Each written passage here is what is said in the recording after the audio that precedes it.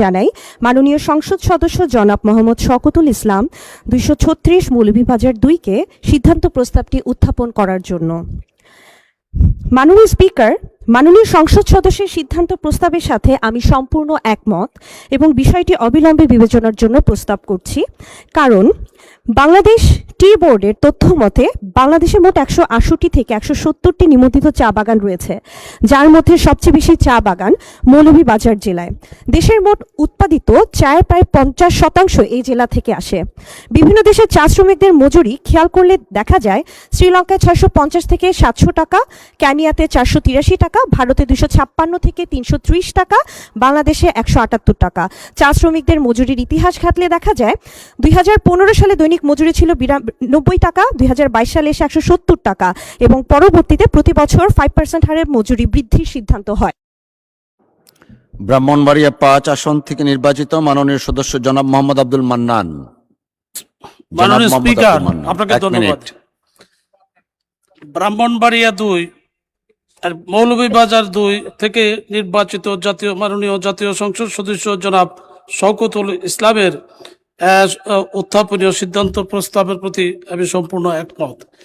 এই প্রস্তাবটি অত্যন্ত মানবিক এবং যৌক্তিক, সেজন্য আমি এই প্রস্তাবের সাথে আমি নিম্নরূপ সিদ্ধান্ত সংশোধনী প্রস্তাব উত্থাপন করছি।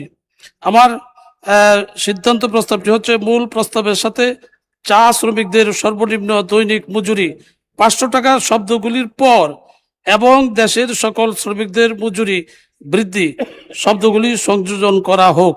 মাননীয় স্পিকার, আপনাকে ধন্যবাদ। আপনাকে ধন্যবাদ মাননীয় সদস্য। নীলফামারী 2 আসন থেকে নির্বাচিত মাননীয় সদস্য জনাব আল ফারুক আব্দুল লতিফ নেই। বগুড়া 1 আসন থেকে নির্বাচিত মাননীয় সদস্য কাজী রফিকুল ইসলাম, আপনার সময় 1 মিনিট। ধন্যবাদ। ধন্যবাদ মাননীয় স্পিকার স্যার।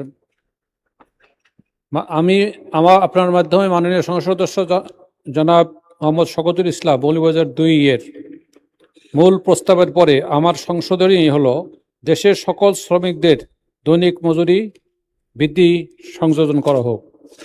বিশেষ করে বগুড়া জেলার সারিয়াকান্দি, সোনারতলা সহ দেশের বিভিন্ন অঞ্চলের শ্রমজীবী মানুষ দেশের অর্থনীতির অন্যতম চালিকা শক্তি।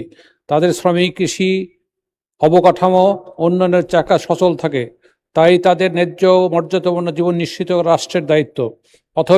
অতএব আমি আপনার মাধ্যমে সংশ্লিষ্ট মন্ত্রণালয়ের নিকট বিনীত অনুরোধ জানাচ্ছি, বাস্তব জীবনযাত্রার ব্যয়, মূল্যস্ফীতি এবং শ্রমিকদের ন্যায্য অধিকার বিবেচনায় নিয়ে দিনমজুর শ্রমিকদের দৈনিক ন্যূনতম মজুরি